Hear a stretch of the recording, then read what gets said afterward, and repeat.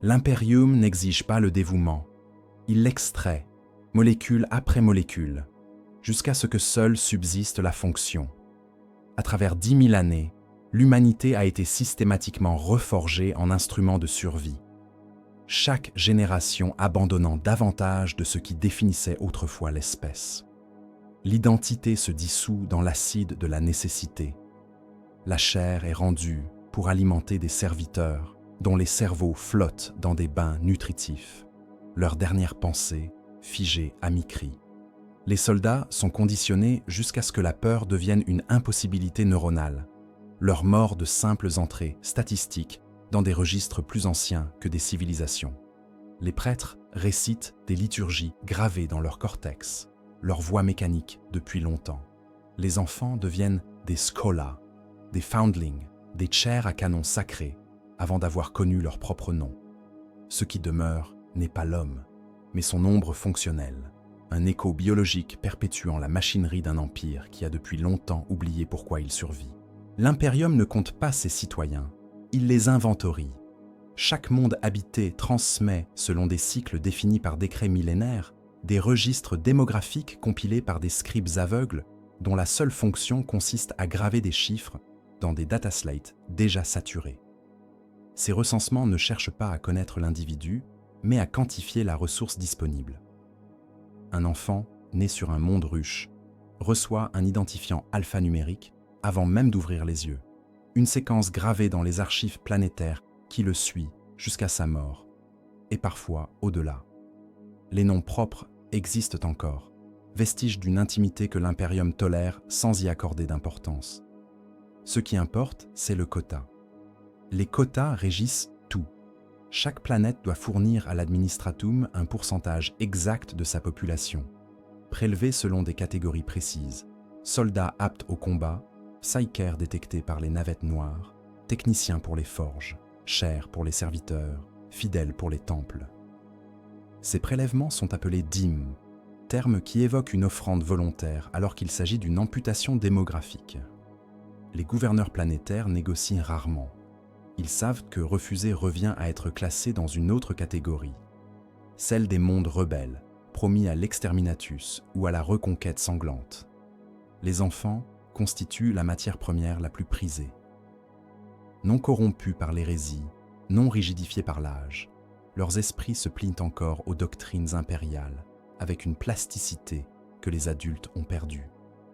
Les orphelins de fonctionnaires impériaux, de soldats tombés au combat, d'officiers exécutés pour incompétence sont récoltés par les Schola Progenium, institutions dispersées à travers la galaxie où l'enfance n'existe pas. Dès leur arrivée, les enfants sont dépouillés de leurs souvenirs familiaux.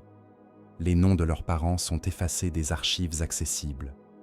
On leur enseigne que leur seule lignée est l'empereur, leur seule famille l'impérium.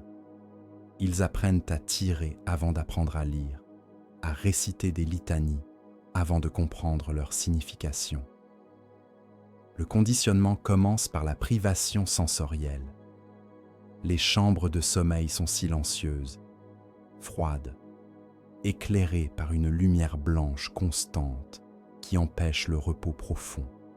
Les instructeurs ne crient jamais, ils murmurent, injectant les doctrines directement dans l'oreille des enfants endormis, répétant les mêmes phrases jusqu'à ce qu'elles deviennent des réflexes neuronaux. L'hérétique ne mérite pas la pitié. La peur est l'échec de la foi. Ton corps appartient à l'empereur. Ces mantras remplacent progressivement les pensées spontanées, colonisant les espaces intérieurs où aurait pu naître une identité propre. Les formations varient selon les aptitudes détectées. Ceux qui montrent une résistance à la douleur deviennent des candidats pour les commissariats. Ceux qui excellent dans l'obéissance mécanique rejoignent les sororitas ou les rangs administratifs. Les plus faibles physiquement, mais dotés d'une mémoire exceptionnelle, sont affectés au service de copistes ou d'archivistes. Aucun choix n'est offert. L'aptitude détermine la fonction, et la fonction consomme l'existence entière. À 17 ans standard, les progena quittent les Shola. Ils ne se souviennent plus de leur visage d'enfant. Ils ne rêvent plus de futurs alternatifs. Leurs cerveaux ont été sculptés par des années de répétition doctrinale. Leurs corps endurcis par des entraînements qui ont tué les plus faibles. Leurs âmes scellées par des rituels qu'ils ne questionnent plus.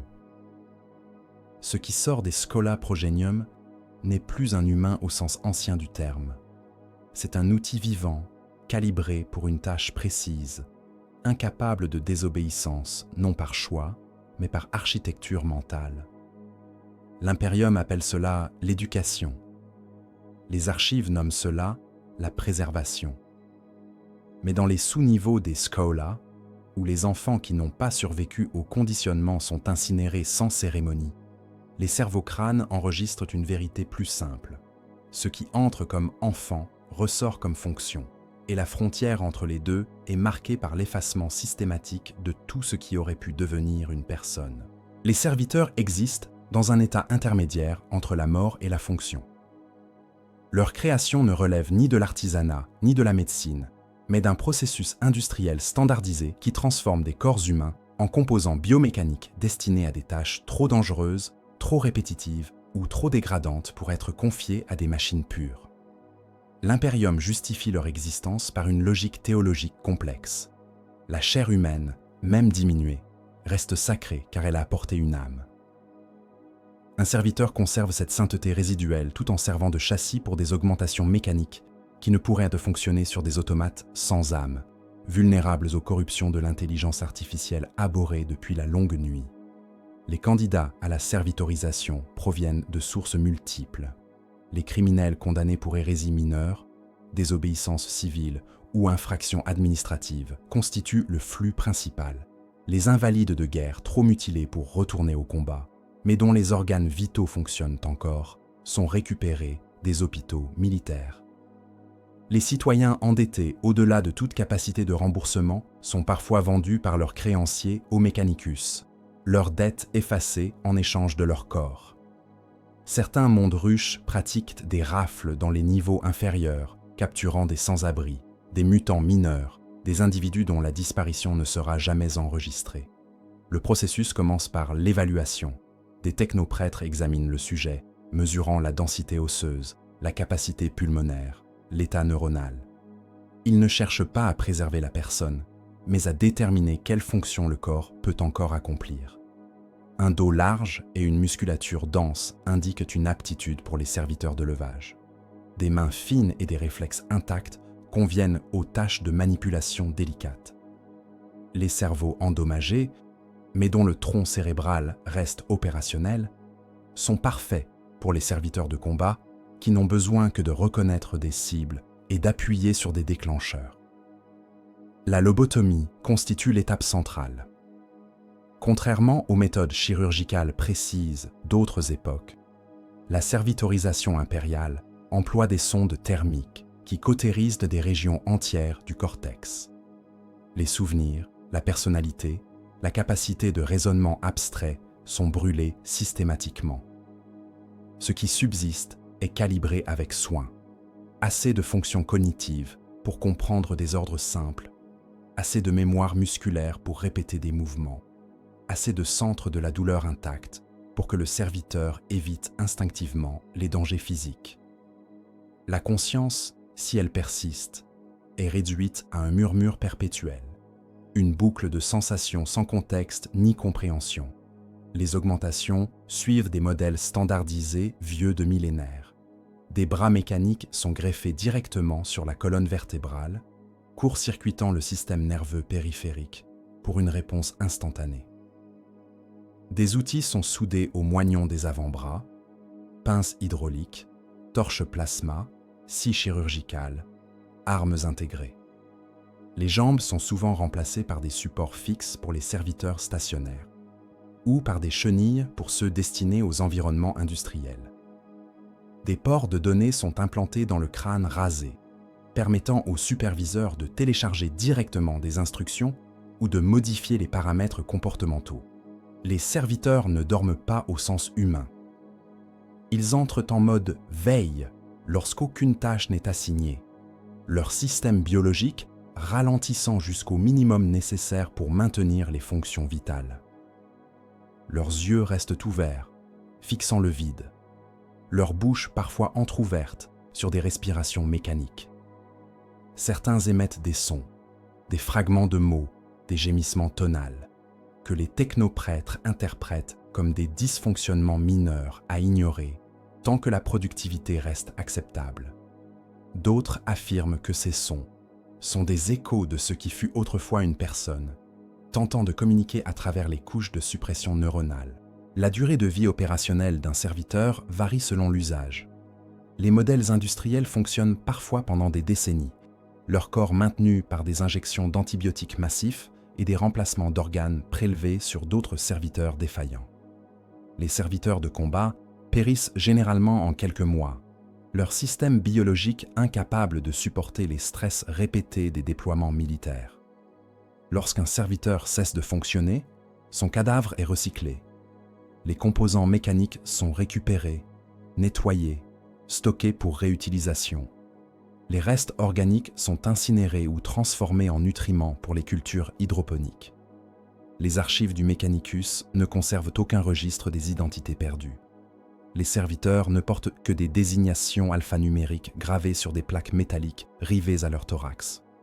Ce qui fut un humain avec des rêves, des peurs, des souvenirs d'enfance devient S447, un gamma, unité de maintenance assignée au secteur 12, Doc 7, Quai 83, fonctionnant sans interruption jusqu'à l'échec terminal. La garde impériale ne recrute pas des soldats, elle les fabrique par soustraction. Le processus commence bien avant l'enrôlement, dans les écoles de propagande, où les enfants apprennent que mourir pour l'empereur constitue la seule mort ayant un sens. Les images de héros tombés au combat tapissent les murs des habitations collectives, leurs visages idéalisés fixés dans des expressions de sérénité martiale. Les hymnes impériaux sont enseignés avant les tables de multiplication. À l'âge de 8 ans standard, un enfant de Mondruche peut réciter de mémoire les noms de 50 batailles glorieuses, mais ignore le nom de ses grands-parents. Lorsque la dîme de chair est levée, les gouverneurs planétaires organisent des loteries ou des sélections massives, selon des critères variant d'un monde à l'autre. Certaines planètes envoient leurs criminels mineurs et leurs inadaptés sociaux, vidant leurs prisons pour remplir les quotas. D'autres pratiquent des drafts aveugles, prélevant un pourcentage fixe de chaque tranche d'âge, sans considération pour les circonstances individuelles. Les mondes féodaux offrent leurs fils cadets, perpétuant des traditions guerrières ancestrales. Les mondes usines fournissent des travailleurs déjà habitués à la discipline mécanique et aux horaires inhumains. Peu importe l'origine, tous convergent vers les centres de Muster, vaste complexe où commence la transformation. Le conditionnement militaire impérial repose sur une compréhension ancienne de la neuroplasticité. Les recrues sont immédiatement isolées de tout contexte familier. Leurs vêtements civils sont brûlés. Leurs cheveux sont rasés. Leurs effets personnels sont confisqués et détruits sans inventaire. On leur attribue des numéros de matricule qu'ils doivent mémoriser avant d'être autorisés à manger. Les premières semaines consistent en privation de sommeil systématique, exercice physique jusqu'à l'effondrement, exposition répétée à des stimuli de stress conçus pour briser les structures psychologiques préexistantes. Les sergents instructeurs ne sont pas choisis pour leur pédagogie, mais pour leur capacité à infliger une pression psychologique constante sans jamais franchir le seuil qui provoquerait une rébellion ouverte. Ils hurlent des insultes calibrées pour humilier sans détruire complètement, créant un état de honte permanente que seule l'obéissance parfaite peut temporairement soulager. Les recrues apprennent que leur valeur est conditionnelle, mesurée uniquement par leur conformité aux standards impossibles que les instructeurs ajustent arbitrairement. Ceux qui protestent sont marqués comme exemples, ceux qui se brisent sont reclassés vers des unités pénales ou la servitorisation. La doctrine combat est enseignée par répétition hypnotique. Les recrues passent des heures à démonter et remonter leur lance-rifle dans l'obscurité totale, jusqu'à ce que chaque geste devienne un automatisme musculaire indépendant de la pensée consciente. Elles tirent sur des cibles représentant des xénos et des hérétiques, des milliers de cartouches vides s'accumulant à leurs pieds pendant que des haut-parleurs diffusent des litanies de haine. Les simulations de combat utilisent des munitions réelles à balles réduites. Les blessures sont considérées comme des leçons nécessaires, les morts comme une sélection naturelle éliminant les inaptes avant le déploiement réel. L'endoctrinement religieux imprègne chaque aspect de l'entraînement. Les repas commencent et se terminent par des prières. Les latrines portent des inscriptions, rappelant que même les fonctions corporelles les plus basses servent l'empereur. Les chapelains régimentaires conduisent des sermons quotidiens où la théologie impériale est simplifiée en équations brutales. Obéissance égale vertu, doute égale hérésie, mort au combat égale rédemption. Les recrues apprennent à réciter le credo impérial pendant qu'elles courent, synchronisant les mots avec leur respiration, jusqu'à ce que la prière devienne aussi autonome que le battement cardiaque. Le conditionnement chimique complète le processus psychologique. Des injections régulières d'hormones synthétiques augmentent l'agressivité tout en supprimant les réponses empathiques. Des implants sous-dermiques diffusent des stimulants lors des exercices de combat, créant des associations pavloviennes entre la violence et l'euphorie neurochimique. Certains régiments emploient des psychoconditionneurs hypnotiques qui impriment des réflexes de combat directement dans le subconscient pendant les rares heures de sommeil autorisées. Les soldats se réveillent avec des compétences qu'ils ne se souviennent pas avoir apprises, leur corps exécutant des manœuvres complexes sans intervention consciente. À la fin du cycle d'entraînement, ceux qui subsistent ne ressemblent plus aux recrues initiales. Leurs corps ont été remodelés par des mois d'exercice brutal et de nutrition calibrée. Leurs esprits ont été purgés des attachements qui auraient pu créer des hésitations au combat. Leurs identités se sont dissoutes dans l'appartenance régimentaire. Ils ne se définissent plus par leurs origines ou leurs aspirations, mais par leur numéro de matricule, leur compagnie, leur spécialité de combat. Les noms personnels persistent, mais vidés de leur signification originale, réduits à des sons pratiques pour distinguer un soldat d'un autre lors des appels. Le déploiement arrive sans cérémonie. Les régiments sont chargés dans des transporteurs interstellaires, entassés dans des cales où l'air recyclé porte l'odeur métallique de la peur comprimée. Le voyage peut durer des semaines ou des années selon les caprices du warp. Certains soldats vieilliront de mois pendant que des décennies s'écoulent dans l'univers réel, arrivant sur des mondes où les guerres pour lesquelles ils furent entraînés se sont terminées depuis des générations. D'autres périront lorsque leurs vaisseaux seront perdus dans les tempêtes immatérielles, condamnés à errer éternellement dans des dimensions où le temps lui-même s'est fragmenté. Ceux qui atteignent les zones de guerre découvrent que l'entraînement ne les a préparés qu'au minimum nécessaire pour survivre aux premières heures. Les véritables leçons s'apprennent dans les tranchées, où la boue se mélange au sang, où les ordres contradictoires arrivent d'officiers qui ne verront jamais le front, où la mort devient si banale qu'elle cesse d'inspirer la terreur. Les soldats développent des superstitions, des rituels privés pour négocier avec un destin qu'ils savent inévitable. Ils gravent des prières sur leurs armures. Ils portent des talismans fabriqués à partir de douilles usagées. Ils murmurent les noms de camarades morts, perpétuant des mémoires que l'Imperium n'enregistrera jamais.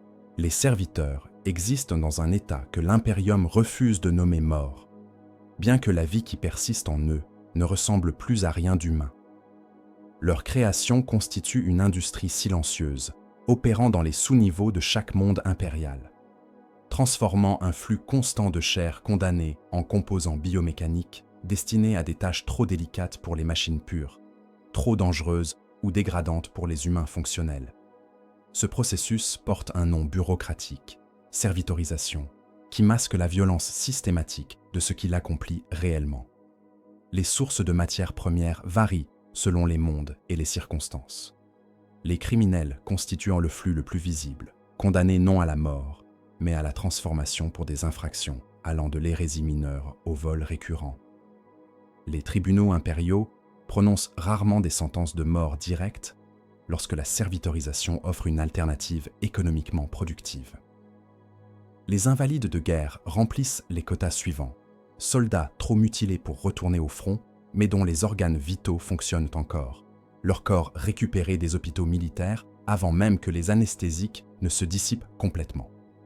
Les endettés chroniques sont vendus par leurs créanciers au Mechanicus, leurs obligations financières effacées en échange de leur corps. Mais la majorité provient de sources moins officielles. Les mondes ruches pratiquent des rafles dans leurs niveaux inférieurs, capturant des sans-abri, des mutants mineurs dont les déviations génétiques ne justifient pas l'exécution immédiate, des individus dont la disparition ne sera jamais enregistrée dans les archives démographiques saturées. Les technoprêtres posent rarement des questions sur la provenance des sujets livrés à leur manufactorum, pourvu que les corps répondent aux spécifications minimales. Les registres officiels enregistrent ces prélèvements sous des euphémismes administratifs, recyclage démographique, réaffectation organique, optimisation de ressources humaines. Le processus commence par l'évaluation technique. Des serviteurs plus anciens, encore capables d'exécuter des protocoles de diagnostic simples, examinent les nouveaux arrivants, mesurant la densité osseuse, la capacité pulmonaire, la conductivité neuronale. Ils ne cherchent pas à préserver la personne, mais à déterminer quelle fonction le substrat biologique peut accomplir. Un dos large et des épaules développées indiquent une aptitude pour les modèles de levage industriel. Des mains aux doigts longs, avec préservation des réflexes moteurs fins, conviennent aux tâches de manipulation délicates dans les manufactures d'armement. Les sujets présentant des lésions cérébrales préexistantes ou des capacités cognitives réduites sont parfaits pour les serviteurs de combat. Moins de conscience signifie moins de résistance psychologique aux ordres de tuer. La lobotomie constitue l'acte central de la transformation. Contrairement aux interventions chirurgicales précises que pratiquaient les civilisations antérieures, la servitorisation impériale emploie des méthodes industrielles standardisées. Des sondes thermiques sont insérées à travers les orbites oculaires ou directement percées dans le crâne, cautérisant des régions entières du cortex, selon des schémas établis par 10 millénaires d'expérimentation. Les centres de la mémoire autobiographique sont brûlés en premier. Les souvenirs d'enfance, les relations affectives, tout ce qui pourrait ancrer une identité persistante. Les capacités de raisonnement abstrait suivent, puis le langage complexe, la planification à long terme, l'imagination. Ce qui subsiste est calibré avec une précision brutale. Assez de fonctions cognitives pour comprendre des ordres binaires simples, transmis via un plan Vox. Assez de mémoire procédurale pour répéter des séquences de mouvements complexes sans nécessité de supervision constante. Assez de centres de la douleur intacts pour que le serviteur évite instinctivement les dangers physiques immédiats, contact avec des surfaces surchauffées, exposition aux radiations mortelles, proximité de machinerie en mouvement. La conscience, si elle persiste, est réduite à un murmure perpétuel dans les profondeurs du tronc cérébral, une présence sans voix incapable de formuler des pensées cohérentes, piégée dans un état d'observation passive de son propre corps, exécutant des tâches qu'elle ne contrôle plus. Les augmentations mécaniques suivent des modèles standardisés affinés sur des millénaires. Des bras bioniques sont greffés directement sur la colonne vertébrale, leurs interfaces neuronales court-circuitant le système nerveux périphérique pour des temps de réponse instantanés. Les outils sont montés de façon permanente, pinces hydrauliques capables d'exercer des pressions de plusieurs tonnes, torches plasma pour la découpe de blindage, scies chirurgicales pour les serviteurs médicaux, armes intégrées pour les modèles de combat. Les jambes sont souvent remplacées par des supports fixes pour les serviteurs stationnaires affectés aux lignes d'assemblage ou par des systèmes de locomotion à chenilles pour ceux destinés aux environnements industriels où le terrain irrégulier rendrait les jambes humanoïdes inefficaces. Des ports de données sont implantés dans les crânes rasés, permettant aux superviseurs de télécharger directement des instructions ou de modifier les paramètres comportementaux sans nécessité de communication verbale. Ces ports brillant faiblement dans l'obscurité des manufactures, rangés de diodes émeraude, pulsant en synchronisation avec les cogitations rudimentaires des serviteurs. Les modifications chirurgicales laissent des cicatrices massives que personne ne prend la peine de suturer proprement. La chair guérit en bourrelets épais, parfois infectés chroniquement, les antibiotiques administrés uniquement lorsque les infections menacent la fonctionnalité opérationnelle. Les serviteurs ne dorment pas au sens biologique. Ils entrent en mode veille lorsqu'aucune tâche n'est assignée, leur système ralentissant jusqu'au minimum métabolique nécessaire pour maintenir les fonctions vitales. Leurs yeux, ceux qui en possèdent encore, restent ouverts, fixant le vide avec une vacuité qui trouble même les technoprêtres habitués à leur présence. Leurs bouches pendent parfois ouvertes, révélant des langues atrophiées et des dents en décomposition que personne ne nettoie. Certains émettent des sons durant ces périodes de veille, des fragments de mots déformés, des gémissements tonals sans signification apparente, des séquences répétitives de syllabes qui pourraient être des noms ou simplement des artefacts de neurones mourants cherchant à établir des connexions que la lobotomie a rendues impossibles. Les technoprêtres débattent parfois de la nature de ces vocalisations. Certains les interprètent comme de simples dysfonctionnements neurologiques, parasites électriques dans des circuits biologiques endommagés, ne méritant pas plus d'attention que le grincement d'un roulement usé. D'autres, plus troublés bien qu'ils le nient, spéculent que ces sons représentent des échos de ce qui fut autrefois une personne, des fragments de conscience tentant de communiquer à travers les couches de suppression neuronale.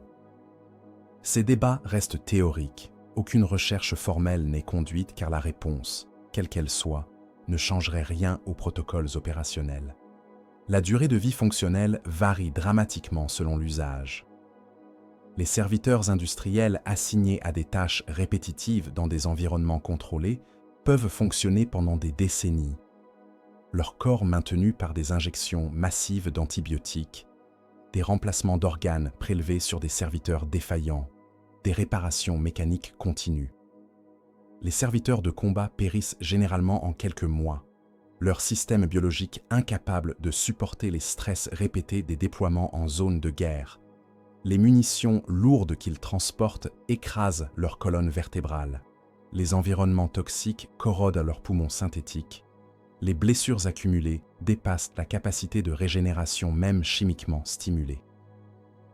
Lorsqu'un serviteur cesse de fonctionner, son traitement posthume reflète l'économie brutale qui a guidé sa création. Les composants mécaniques sont récupérés immédiatement, nettoyés avec des solvants industriels, stockés dans des entrepôts où ils attendent d'être montés sur de nouveaux substrats biologiques. Les restes organiques suivent des destinations variées selon les besoins locaux. Incinération dans les forges-mondes où le combustible est abondant. Transformation en nutriments pour les cultures hydroponiques sur les stations orbitales. Simple décharge dans les fosses à déchets, des monts de ruches où des strates entières sont construites sur des fondations de chair compressée. Les archives du Mechanicus ne conservent aucun registre des identités perdues. Les serviteurs ne portent que des désignations alphanumériques gravées sur des plaques métalliques rivées à leur thorax ou directement tatouées sur leur peau avec des encres conductrices. S447, un gamma. Unité de maintenance, secteur 12. L9023, Delta, porteur d'armes, compagnie 7. M1157, Epsilon, opérateur de découpe, manufacture 16. Ce qui fut autrefois un humain avec des rêves, des peurs, des souvenirs d'enfance, des relations affectives, devient une séquence de caractères dans une base de données, fonctionnant sans interruption jusqu'à l'échec terminal, remplacé sans cérémonie par l'unité suivante, portant une désignation légèrement différente. La garde impériale ne forge pas des héros, elle produit des statistiques vivantes dont la valeur se mesure uniquement par leur capacité à mourir, en retardant l'ennemi suffisamment longtemps pour que des ressources plus précieuses accomplissent les objectifs stratégiques. Le conditionnement qui transforme des civils en soldats ne cherche pas à créer des guerriers exceptionnels, mais des unités standardisées capables d'obéir à des ordres suicidaires sans hésitation, de maintenir la cohésion sous un feu dévastateur, de fonctionner dans des conditions qui briseraient tout instinct de survie non supprimé chimiquement et psychologiquement. Le processus commence bien avant l'enrôlement formel. Sur les mondes impériaux, la propagande militaire imprègne chaque aspect de l'enfance. Les écoles diffusent des pictes glorifiant les batailles historiques où des millions périrent pour gagner quelques kilomètres de terrain irradié. Les temples conduisent des sermons célébrant le martyr comme seule mort ayant une signification théologique. Les jours fériés commémorent des victoires obtenues au prix de pertes si catastrophiques que les chiffres eux-mêmes sont censurés pour éviter le désespoir. Les enfants grandissent dans un univers où mourir pour l'empereur constitue non seulement un devoir, mais l'unique aspiration légitime qu'un humain puisse nourrir. Lorsque la dîme de chair est levée, les méthodes de sélection varient selon les traditions planétaires et les quotas à remplir. Les mondes féodaux organisent des tournois où les perdants sont envoyés rejoindre la garde, perpétuant des cycles de violence ritualisés. Les mondes usines prélèvent directement sur les lignes d'assemblage, choisissant des travailleurs déjà habitués à la discipline mécanique et aux horaires inhumains. Certaines planètes pratiquent des loteries aveugles, tirant des numéros correspondant aux identifiants civiques, la chance décidant qui vivra dans la médiocrité relative de la vie civile et qui sera expédié vers des guerres dont ils ignorent jusqu'à l'existence. Les mondes ruches vident leurs prisons et leurs niveaux inférieurs, les gouverneurs profitant des quotas militaires pour éliminer les éléments indésirables sans formalité juridique excessive. Les centres de mustère où convergent les recrues ressemblent à des complexes industriels dédiés au traitement de matières organiques brutes. Les nouveaux arrivants sont dépouillés de tout ce qui pourrait ancrer une identité antérieure. Leurs vêtements civils sont brûlés dans des incinérateurs fonctionnant continuellement. Leurs cheveux sont rasés, non pour l'hygiène, mais pour l'uniformisation. Des rangées de crânes identiques, plus faciles à conceptualiser comme des unités interchangeables. Les effets personnels sont confisqués et détruits sans inventaire. Les protestations punies par des coups administrés, avec une violence calibrée pour intimider sans causer de dommages invalidants. On leur attribue des numéros de matricule qu'ils doivent mémoriser avant de recevoir leur première ration alimentaire, les affamant jusqu'à ce que l'identité nouvelle remplace l'ancienne dans leur hiérarchie cognitive. Le conditionnement initial repose sur la destruction systématique des structures psychologiques civiles. Les recrues sont maintenues dans un état de privation de sommeil continu pendant les premières semaines, réveillées par des klaxons hurlants après 2 ou 3 heures de repos, forcées à des exercices physiques jusqu'à ce que leurs muscles tremblent et que leur vision se fragmente en hallucinations induites par l'épuisement.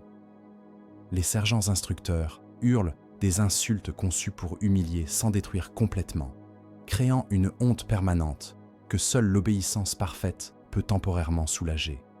Les recrues apprennent que leur valeur est conditionnelle, mesurée uniquement par leur conformité aux standards que les instructeurs ajustent arbitrairement pour maintenir un état d'insuffisance perpétuelle. Les punitions collectives enseignent que l'individualité est dangereuse pour le groupe. Lorsqu'une recrue échoue, son escouade entière subit les conséquences.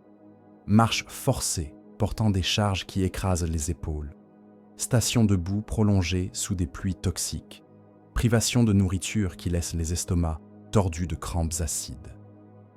Les recrues apprennent rapidement à se surveiller mutuellement, avec une vigilance hostile, identifiant et punissant elles-mêmes les déviants avant que les instructeurs n'interviennent. Cette surveillance horizontale crée une cohésion sociale basée non sur la camaraderie, mais sur la terreur partagée de la punition collective.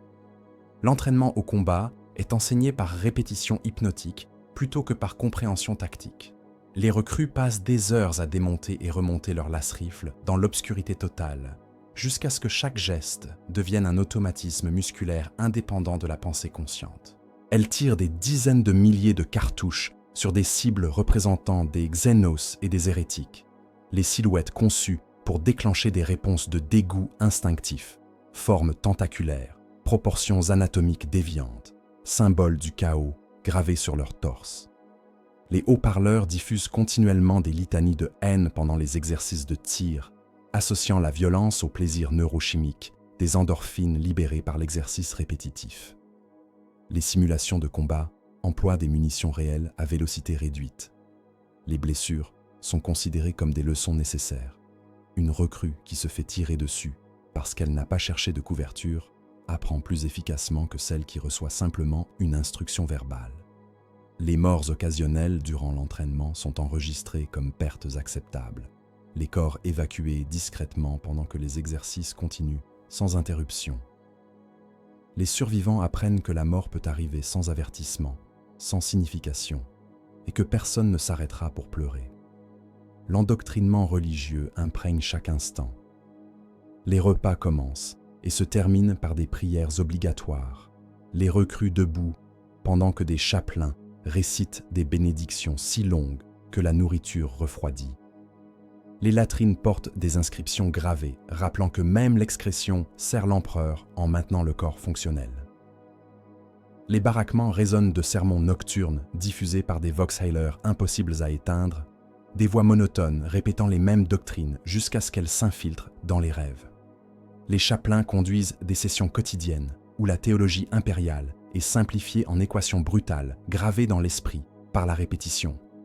Obéissance égale vertu, doute égale hérésie, mort au combat égale rédemption, et seul chemin vers une existence ayant eu un sens. Le conditionnement chimique complète les méthodes psychologiques. Des injections régulières modifient les équilibres hormonaux, suppression de la testostérone, pour réduire l'agressivité incontrôlée chez certains, augmentation chez d'autres, selon les profils psychologiques. Des stimulants sont administrés avant les exercices de combat, créant des associations pavloviennes entre la violence et l'euphorie neurochimique. Les implants sous-dermiques diffusent des cocktails de substances pendant le sommeil, supprimant les cauchemars qui pourraient créer des traumatismes psychologiques précoces, renforçant les souvenirs des doctrines enseignées durant la journée. Certains régiments emploient des techniques plus invasives. Les psychoconditionneurs hypnotiques impriment des réflexes de combat directement dans le subconscient pendant les rares heures de repos, les recrues se réveillant avec des compétences martiales qu'elles ne se souviennent pas avoir apprises, leur corps exécutant des manœuvres complexes sans intervention consciente. Les implants neuraux installés par des chirurgiens du Mechanicus créent des voies neuronales artificielles, accélérant les temps de réaction au prix d'émotions atténuées et de capacités de raisonnement abstrait réduites. À la fin du cycle d'entraînement, qui dure entre 6 mois et 2 ans selon les urgences stratégiques, ce qui subsiste ne ressemble plus aux recrues initiales. Leurs corps ont été remodelés par l'exercice brutal et la nutrition calibrée pour maximiser la masse musculaire fonctionnelle. Leurs esprits ont été purgés des attachements qui auraient pu créer des hésitations. Les souvenirs de famille deviennent vagues, les aspirations personnelles incompréhensibles, les identités dissoutes dans l'appartenance régimentaire. Ils ne se définissent plus par leurs origines ou leurs désirs, mais par leur matricule, leur compagnie, leur spécialité de combat. Les noms persistent comme étiquette pratique, mais vidés de toute signification émotionnelle. Le déploiement arrive sans préparation psychologique supplémentaire. Les régiments sont chargés dans des transporteurs interstellaires, entassés dans des cales où l'air recyclé porte l'odeur de la sueur comprimée et de la peur que le conditionnement n'a pas complètement éradiqué. Le voyage peut durer des semaines ou des décennies selon les caprices du warp. Certains soldats vieilliront de mois pendant que des siècles s'écoulent dans l'univers réel, arrivant sur des mondes où les guerres pour lesquelles ils furent entraînés se sont terminées avant leur naissance objective. D'autres périront lorsque leurs vaisseaux seront perdus dans les tempêtes immatérielles, leurs âmes hurlant dans des dimensions où le temps s'est fragmenté en boucles infinies de souffrances. Ceux qui atteignent les zones de guerre découvrent que l'entraînement ne les a préparés qu'au strict minimum pour survivre aux premières heures de combat. Les véritables leçons s'apprennent dans les tranchées gorgées de pluie acide où les ordres contradictoires arrivent d'officiers qui ne verront jamais le front, où la mort devient si omniprésente qu'elle cesse d'inspirer la terreur pour devenir simplement un fait statistique attendu. Le conditionnement tient pour la plupart, ils obéissent, tirent, meurent selon les protocoles enseignés. Mais dans les interstices entre les batailles, des fragments de leur humanité supprimée remontent parfois, des questions qu'ils ne peuvent formuler complètement, des doutes qu'ils écrasent immédiatement par peur que les commissaires ne détectent l'hérésie naissante dans leur silence prolongé. Les prêtres de l'Imperium ne naissent pas dans la foi. Ils y sont noyés jusqu'à ce que toute autre forme de conscience se dissolve. Le Ministerum, cette institution ecclésiastique s'étendant à travers 1 million de mondes, opère selon une logique de saturation théologique où chaque pensée, chaque geste, chaque respiration doit être interprété comme un acte de dévotion ou de trahison.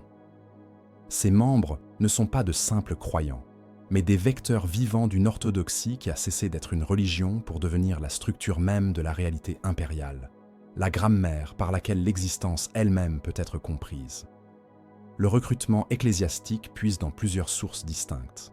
Les familles pieuses offrent leurs enfants aux scolas monastiques, espérant élever leur statut social par l'association avec le Ministerum. Les gouverneurs planétaires remplissent des quotas religieux imposés par des édits millénaires, prélevant des enfants selon des critères variant d'un monde à l'autre. Les orphelins de cultistes exécutés constituent une catégorie particulièrement prisée. Leur exposition précoce à la déviation est considérée comme un avantage, leur permettant de reconnaître les signes de corruption avec une acuité que l'innocence ne peut égaler. Ils connaissent l'hérésie intimement, portent ces cicatrices psychologiques, et cette familiarité avec les ténèbres est transformée en arme contre elles. Les scolas monastiques ressemblent à des prisons où l'architecture elle-même prêche. Les couloirs étroits forcent les novices à marcher en file unique, tête baissée, yeux fixés sur les dalles de pierre gravées de versets du Lectitio Divinitatus. Les cellules de sommeil mesurent à peine assez pour qu'un corps puisse s'allonger, leur plafond bas créant une sensation d'oppression constante. Les fenêtres, lorsqu'elles existent, sont orientées pour ne jamais laisser entrer la lumière directe du soleil. Maintenant les espaces dans une pénombre perpétuelle, éclairés par des candélabres, dont les flammes vacillent au moindre souffle, créant des ombres dansantes qui semblent vivantes. Les premières années consistent en mémorisation pure. Les novices apprennent par cœur le Lectitio Divinitatus, ce texte fondateur attribué à Lorgar avant sa chute, mais purgé et réinterprété par 10 millénaires d'exégèse contradictoires, jusqu'à devenir méconnaissable de sa forme originelle. Il récite des passages pendant des heures, debout dans des salles de prière, où le sol de pierre glacée mord leurs pieds nus, leurs voix se mêlant en une cacophonie monotone que les instructeurs écoutent attentivement pour détecter la moindre déviation de prononciation. Les erreurs sont punies par la flagellation rituelle, non comme torture gratuite, mais comme pédagogie incarnée. La douleur imprime la doctrine plus profondément que la simple répétition, grave les mots sacrés directement dans la chair. Les corps des novices deviennent des textes vivants, cartographiant leur éducation théologique. Chaque cicatrice correspond à une leçon apprise dans la souffrance, une ligne mal citée, une interprétation jugée insuffisamment orthodoxe, une pensée déviante exprimée, puis expiée. Les instructeurs utilisent différents instruments selon la gravité de l'infraction, des lanières de cuir tressées pour les erreurs mineures, des fouets à pointe métallique pour les déviations doctrinales plus sérieuses, des verges chauffées au rouge pour les cas où l'hérésie semble avoir infecté l'esprit lui-même. Les novices apprennent à présenter leur dos volontairement lorsqu'ils commettent une erreur, la soumission au châtiment devenant aussi importante que l'évitement de l'erreur initiale. L'enseignement théologique impérial ne tolère aucune ambiguïté intellectuelle. Les questions sont autorisées uniquement dans des cadres rigidement définis, des exercices rhétoriques, où la réponse correcte est déjà inscrite dans la structure même de la question. Les novices apprennent à identifier des dizaines de formes canoniques d'hérésie, chacune avec ses symptômes doctrinaux, ses origines historiques supposées, ses méthodes d'éradication recommandées. Ils étudient les actes des saints, non comme inspiration morale, mais comme manuel tactique, démontrant comment la foi peut être transformée en arme contre le doute, la corruption, l'altérité sous toutes ses formes. Les années intermédiaires introduisent les disciplines pratiques spécialisées. Les futurs confesseurs apprennent les techniques d'interrogation qui brisent les résistances psychologiques sans recourir à la torture physique excessive, du moins pas immédiatement. Ils étudient les rythmes respiratoires qui induisent la panique les modulations vocales qui contournent la pensée rationnelle pour s'adresser directement au centre de peur primitif du cerveau, les positions corporelles qui maximisent la vulnérabilité psychologique du sujet interrogé. Il pratique sur des volontaires d'abord, puis sur des prisonniers condamnés, apprenant à reconnaître les micro-expressions trahissant le mensonge, les changements de dilatation pupillaire indiquant le stress émotionnel. Les futurs prédicateurs s'exercent à la rhétorique de masse, leur voix amplifiée par des vox-heilers pendant qu'ils déclament des sermons à des amphithéâtres vides, les échos de leurs paroles rebondissant sur les murs de pierre jusqu'à créer une polyphonie dissonante.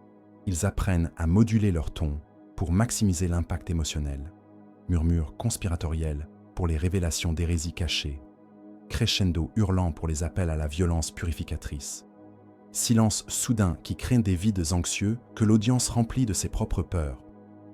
Ils étudient comment transformer des foules en instruments de fureur collective, comment identifier les individus sceptiques dans une assemblée et les isoler par la pression sociale avant qu'ils ne contaminent les autres. Les futurs exorcistes suivent un cursus dangereux et hautement restreint. Ils sont exposés à des fragments de savoir interdits sous supervision constante de chapelains seniors, apprenant à reconnaître les signatures du warp sans jamais les comprendre assez profondément pour être corrompus eux-mêmes. Ils mémorisent des contre-litanies censées repousser les entités immatérielles, des séquences de mots dans des langues mortes dont la signification exacte a été oubliée, mais dont l'efficacité rituelle persiste. Certains développent des sensibilités psychiques mineures durant ce processus, capacités qu'ils apprennent à supprimer violemment par la prière et l'autoflagellation, plutôt que de risquer d'être identifiés comme psychers et expédiés vers les navires noirs. La componction physique constitue une discipline quotidienne, traversant toutes les spécialisations. Les ecclésiastiques pratiquent l'autoflagellation rituelle chaque matin avant l'aube, leur fouet sifflant dans l'air glacé des chapelles privées. Ce n'est pas du masochisme, mais du calcul théologique. La chair est faible, souillée par le péché originel d'avoir existé séparée de l'empereur, et doit être continuellement purifiée par la souffrance volontaire. Certains ordres portent des cilices, chemises tissées de fils métalliques qui lacèrent la peau à chaque mouvement, les blessures s'infectant chroniquement malgré les onguents antiseptiques appliqués une fois par semaine. D'autres pratiquent des jeûnes prolongés, selon des cycles complexes calibrés pour maintenir le corps au seuil de la défaillance, sans franchir la limite de l'incapacité fonctionnelle. Ils apprennent à fonctionner dans un état de faim perpétuel, leurs estomacs tordus de crampes, qu'ils interprètent comme des rappels de leur indignité fondamentale. Les repas, lorsqu'ils sont autorisés, consistent en nutriments minimaux dépourvus de toute saveur agréable, pâtes grises de protéines recyclées, eau ayant un goût métallique de purification excessive, occasionnellement des rations vitaminées qui provoquent des nausées. Les plus extrêmes pratiquent des mutilations rituelles permanentes. L'ablation d'organes, jugée superflue. Appendice, rate, parfois un rein, offert symboliquement à l'empereur lors de cérémonies privées où le novice lui-même manie le scalpel sous supervision minimale. Le marquage au fer rouge de textes sacrés directement sur la chair, les lettres en haille gothique couvrant des torses entiers, les infections subséquentes considérées comme des tests de foi, le remplacement volontaire d'yeux par des reliquaires contenant des fragments d'os de saints, la cécité acceptée comme prix pour une vision spirituelle supposément supérieure.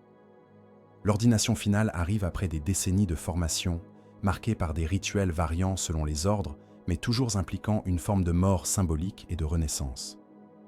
Le novice est enterré vivant pendant une nuit, allongé dans un cercueil de pierre sous les fondations de la cathédrale, respirant à travers un tube étroit pendant que des prières sont chantées au-dessus. Ou il est immergé dans des bains de liquide glacé, mélangés à des cendres de martyrs, maintenus sous la surface jusqu'à ce que la conscience commence à s'estomper, puis extrait et ranimé. Où il traverse un corridor de flammes, ses vêtements s'enflammant partiellement, les brûlures cicatrisant en motifs considérés comme porteurs de signification divinatoire. Ce qui émerge de ces épreuves n'est plus l'humain qui est entré dans la scola des décennies auparavant, les souvenirs d'enfance ont été supprimés par des années de conditionnement intensif. Les capacités de pensée critique ont été remplacées par des réflexes doctrinaux.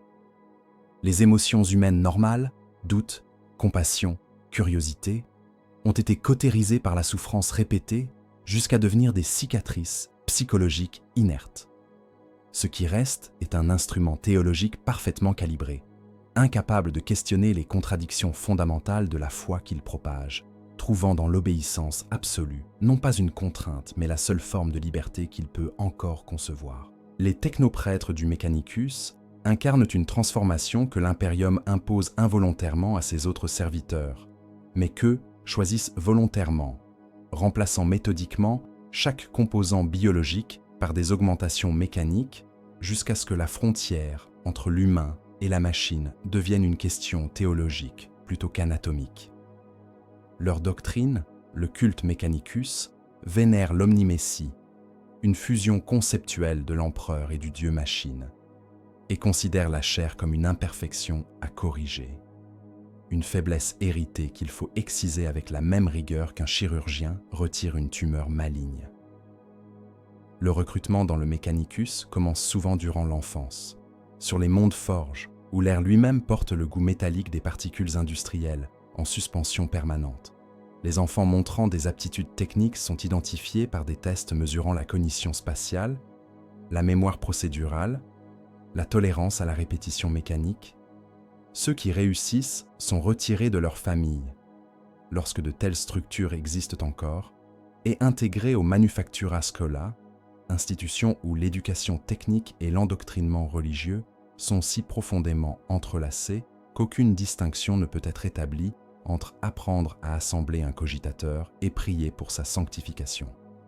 Les novices apprennent simultanément les prières binaires et les équations différentielles, récitant des cantiques à la machine, pendant que leurs mains d'enfants assemblent des composants électroniques selon des schémas répétés jusqu'à l'automatisme.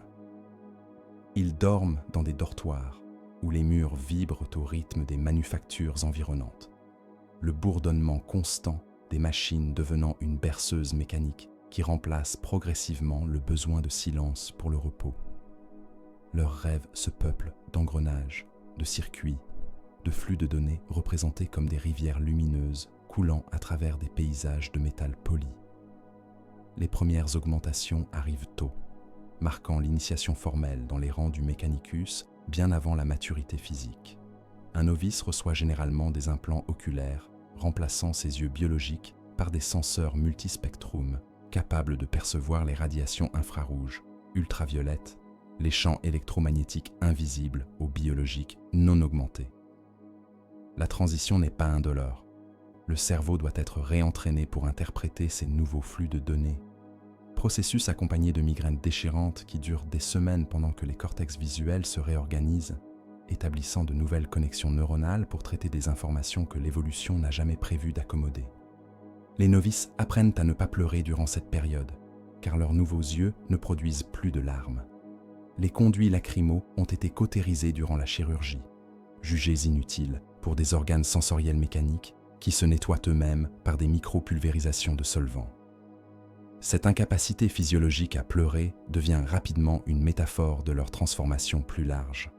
Les émotions qui auraient produit des larmes s'atténuant progressivement, remplacées par des évaluations rationnelles de situations que d'autres trouveraient émotionnellement accablantes.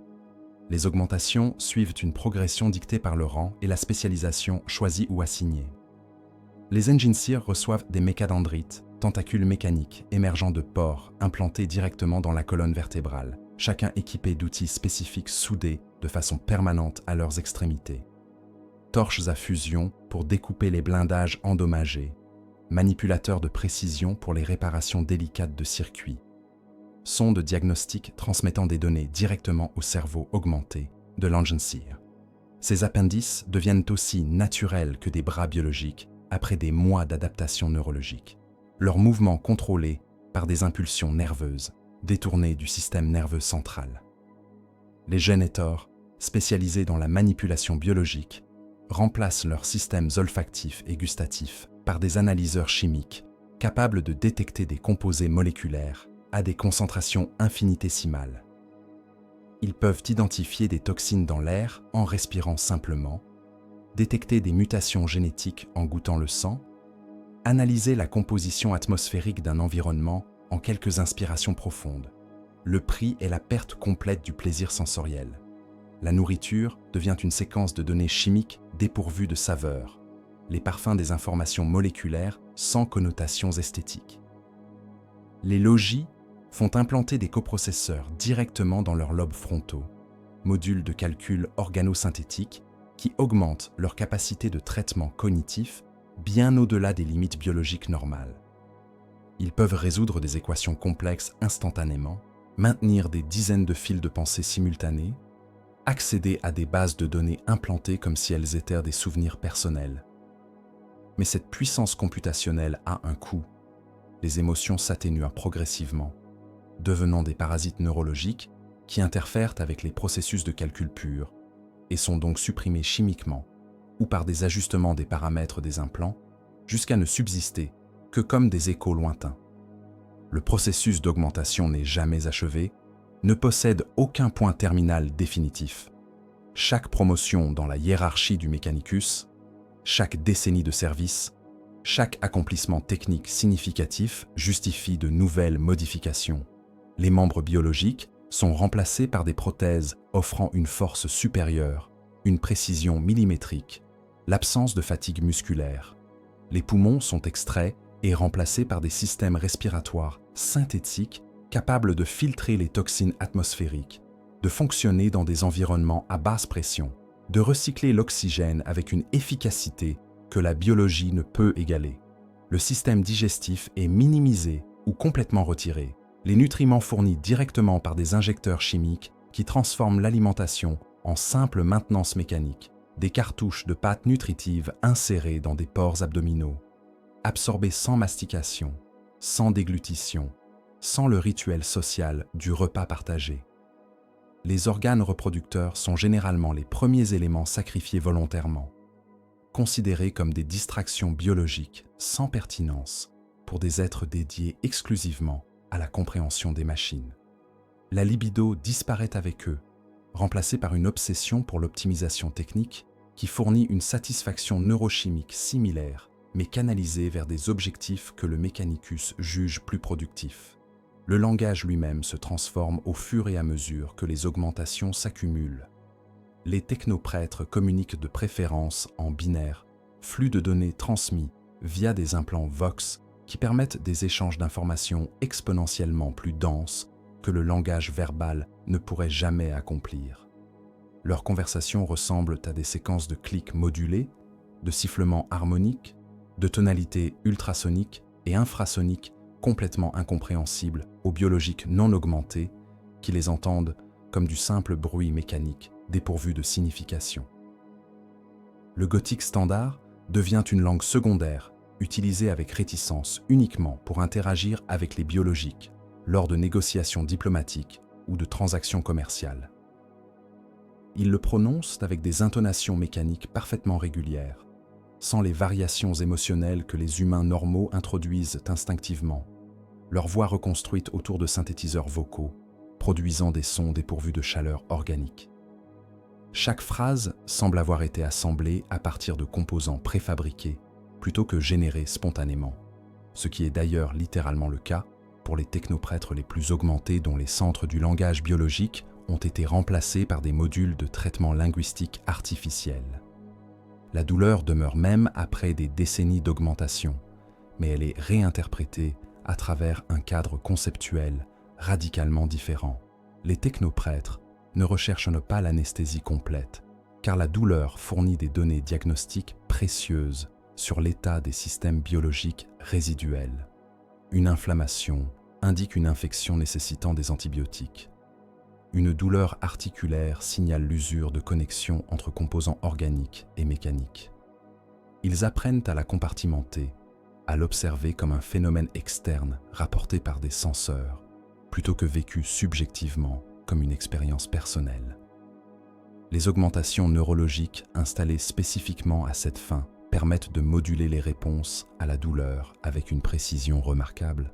l'amplifier pour maintenir la vigilance durant les réparations d'urgence où l'épuisement pourrait causer des erreurs fatales, ou la supprimer complètement lors d'opérations nécessitant une concentration absolue, non perturbée par des signaux de détresse physiologique. Certains technoprêtres développent des relations presque affectueuses avec leur douleur, la considérant comme la dernière connexion authentique avec leur substrat biologique d'origine. Un rappel qu'ils ne sont pas encore complètement machines, malgré des décennies passées à aspirer à cette transcendance. Les hiérarchies du Mechanicus reflètent des degrés croissants de fusion avec la machine, mesurés non pas en titres arbitraires, mais en pourcentage estimé de masse corporelle convertie. Les magos ont généralement dépassé le seuil, où la majorité de leur volume corporel consiste en composants synthétiques. Leur cerveau biologique flotte dans des cuves de fluides nutritifs oxygénés, connectés à des châssis mobiles que certains changent selon les nécessités fonctionnelles, corps humanoïdes pour les négociations diplomatiques, où l'apparence compte encore, forme arachnéenne équipée de multiples membres pour l'exploration de ruines archéotechnologiques, configuration tentaculaire pour les travaux de maintenance dans les espaces confinés des vaisseaux. Les archmagos transcendent presque entièrement la forme humaine reconnaissable. Leurs consciences sont distribuées à travers des réseaux de serveurs interconnectés, capables théoriquement d'habiter simultanément plusieurs corps mécaniques dispersés à travers une forge monde entière. Ils expérimentent la réalité à travers des dizaines de perspectives sensorielles différentes en même temps.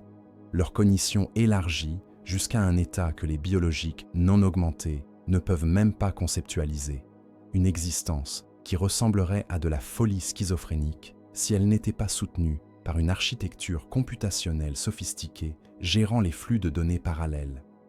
La mémoire devient problématique à ces niveaux d'augmentation extrêmes. Les souvenirs biologiques, stockés originellement dans des configurations neuronales organiques progressivement remplacées, se dégradent ou se perdent complètement durant les transferts successifs vers des substrats cognitifs artificiels. Le processus ressemble à copier un texte ancien répétitivement. Chaque itération introduit de petites corruptions, des interpolations, des pertes de détails, jusqu'à ce que le document final ne ressemble plus qu'approximativement à l'original. Les pénitents constituent une catégorie particulière dans la taxonomie impériale de la transformation humaine, ceux qui ont échoué, trahi ou simplement survécu lorsque leurs camarades périrent et qui portent désormais leur existence comme une punition perpétuelle.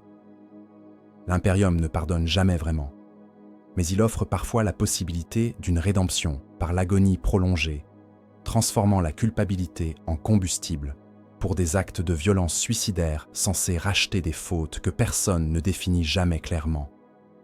Les légions pénitentes émergent de sources multiples. Des régiments de la garde ayant échoué dans leur mission, leurs survivants marqués collectivement comme lâches indépendamment des circonstances réelles de leur défaite. Des populations planétaires entières jugées complices d'hérésie parce qu'elles n'ont pas résisté assez vigoureusement au culte qui les infiltrait. Des soldats ayant hésité une fraction de seconde avant d'exécuter un ordre, cette pause interprétée comme doute et donc comme trahison potentielle. Des survivants de bataille où leur survie elle-même est considérée suspecte. Pourquoi ont-ils vécu alors que tant d'autres moururent, sinon par lâcheté ou collaboration avec l'ennemi? La transformation en pénitents commence par le marquage rituel. Des ecclésiastiques gravent sur leur chair des inscriptions détaillant leurs péchés supposés, utilisant des stylets chauffés qui cautérisent pendant qu'ils écrivent, transformant les corps en parchemins de condamnation. Les textes couvrent des torses entiers, des dos lacérés de lignes d'accusation en high gothique que les pénitents eux-mêmes ne peuvent souvent pas lire mais doivent porter jusqu'à la mort. Certains reçoivent des tatouages chimiques qui réagissent à la température corporelle, les inscriptions devenant luminescentes lorsque l'adrénaline du combat fait monter leur métabolisme, comme si leurs péchés brûlaient littéralement à travers leur peau. Les armures pénitentes sont conçues non pour protéger mais pour punir. Des plaques de métal sont rivetées directement dans la chair, sans anesthésie, les points d'attache créant des infections chroniques que personne ne traite. Des chaînes pendent de ces plaques, alourdissant chaque mouvement, le poids calculé pour être supportable, mais épuisant. forçant les pénitents à avancer courbés sous le fardeau littéral de leur honte. Certaines légions emploient des cilices métalliques portés sous les armures, des mailles de fil barbelés qui lacèrent la peau à chaque mouvement, les blessures ne guérissant jamais complètement avant que de nouveaux déplacements ne les rouvrent. Les armes distribuées aux pénitents reflètent leur statut. Pas de lance-rifles standardisés avec leur pack énergétique rechargeable, mais des fusils à poudre antique dont le recul brise progressivement les épaules, dont la fumée noire encrassait les poumons, dont les munitions doivent être chargées manuellement entre chaque tir. Des tronçonneuses lourdes sans les stabilisateurs gyroscopiques des modèles militaires standards, leurs vibrations violentes fracturant les os des bras après des heures d'utilisation continue. Des flammes lourdes dont les réservoirs fuient lentement, imprégnant les vêtements de Prométhéum, transformant chaque pénitent en torche potentielle attendant une étincelle. Les tactiques employées ne méritent pas ce nom. Les légions pénitentes sont jetées contre les positions ennemies les plus fortifiées lors d'assauts frontaux dépourvus de toute subtilité tactique. Ils avancent à travers des champs de mines sans détecteur, leur corps déclenchant les explosifs pour créer des corridors que les forces régulières exploiteront ensuite. Ils chargent des nids de mitrailleuses Xénos sans suppression d'appui, absorbant le feu ennemi jusqu'à ce que les armes surchauffent ou épuisent leurs munitions. Ils nettoient des complexes souterrains infestés par des cultes du chaos, progressant dans l'obscurité totale, car on ne gaspille pas d'équipements de vision nocturne sur ceux destinés à mourir. Les chapelains accompagnant ces légions ne prodiguent aucun réconfort spirituel. Ils hurlent des litanies de condamnation pendant les marches vers le front, rappelant continuellement aux pénitents l'impardonnable nature de leurs fautes. Ils refusent d'administrer les derniers sacrements aux mourants, car ceux-ci doivent gagner leur rédemption par la souffrance prolongée plutôt que par une mort rapide, suivie d'absolutions faciles. Seuls ceux qui accomplissent des actes de bravoure exceptionnellement suicidaires reçoivent parfois une bénédiction murmurée rapidement pendant qu'ils expirent. Leur nom peut être inscrit dans des registres de martyrs mineurs que personne ne consultera jamais. La durée de service pénitent n'a pas de terme défini. Certains meurent lors de leur première mission, déchiquetés par des tirs croisés dans les minutes suivant le début de l'assaut. D'autres survivent contre toute probabilité, leur corps accumulant des cicatrices sur des cicatrices, membres perdus et remplacés par des prothèses rudimentaires, visages déformés par des brûlures mal soignées. Ces survivants improbables deviennent des figures étranges, leur culpabilité initiale oubliée par tous, sauf eux-mêmes, mais leur statut pénitent maintenu, car aucune autorité ne possède le pouvoir de lever officiellement leur condamnation. Certains perdent complètement la mémoire de leurs péchés originaux après des années de combats ininterrompus. Ils savent qu'ils sont pénitents parce que les inscriptions sur leur chair le proclament, parce que les chaînes qu'ils portent le confirment, mais les détails spécifiques de leurs fautes se sont dissous dans le brouillard des traumatismes répétés. Ils continuent néanmoins, car arrêter de se battre signifierait questionner le système qui les a condamnés, et une telle question serait elle-même une hérésie, justifiant leur punition rétroactivement. Les populations civiles des mondes où combattent les pénitents les regardent avec une horreur mêlée de soulagement. Horreur devant ce que l'impérium peut faire à ses propres serviteurs. Soulagement que cette punition soit infligée à d'autres plutôt qu'à eux-mêmes. Les enfants sont amenés pour observer les légions pénitentes défiler vers le front, les parents murmurant des avertissements sur ce qui arrive à ceux qui échouent de l'empereur. Les pénitents deviennent des contes moraux vivants, des démonstrations pédagogiques de la miséricorde terrible de l'impérium, une miséricorde qui offre une chance de rédemption, mais seulement à travers une souffrance si totale qu'elle transforme la vie elle-même en une forme d'exécution ralentie. Quelques rares pénitents survivent assez longtemps pour être officiellement relevés de leur statut, généralement après des décennies de service continu et des blessures si catastrophiques qu'ils ne peuvent plus combattre même avec la meilleure volonté. Ces individus brisés sont renvoyés dans la société civile portant des médailles qu'ils n'osent jamais exhiber, hantés par des souvenirs de camarades dont ils ont regardé les corps exploser, rongés par une culpabilité que la rédemption officielle n'a pas réellement effacée. Beaucoup se suicident dans les mois suivant leur libération, incapables de fonctionner dans un monde qui ne les punit pas activement à chaque instant. D'autres rejoignent volontairement des monastères pénitents, des institutions dispersées à travers l'impérium, où d'anciens combattants s'infligent des mortifications continuelles, même après que leur service obligatoire s'est terminé. Ils passent leur journée en prière flagellante, se fouettant jusqu'à l'inconscience, jeûnant jusqu'aux limites de la survie, car la paix leur semble plus terrifiante que la guerre, le silence plus intolérable que les hurlements de bataille. Ils ont été si profondément conditionnés à exister dans la souffrance, que son absence crée un vide psychologique qu'ils ne savent comment combler autrement qu'en perpétuant volontairement ce que l'impérium leur imposait auparavant.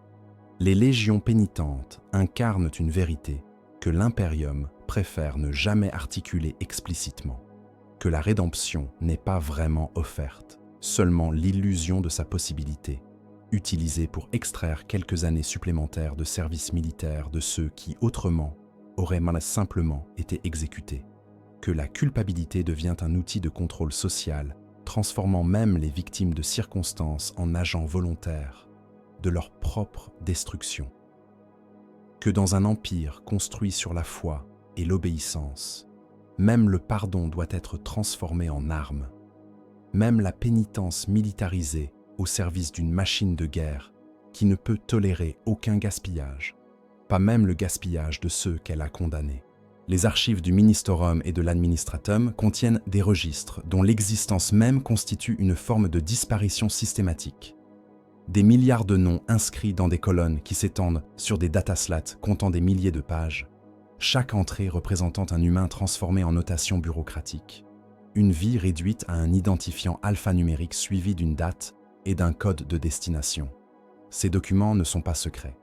Ils sont simplement trop volumineux pour être consultés, leur masse même garantissant que personne ne cherchera jamais un nom spécifique parmi les océans de données accumulés sur des millénaires.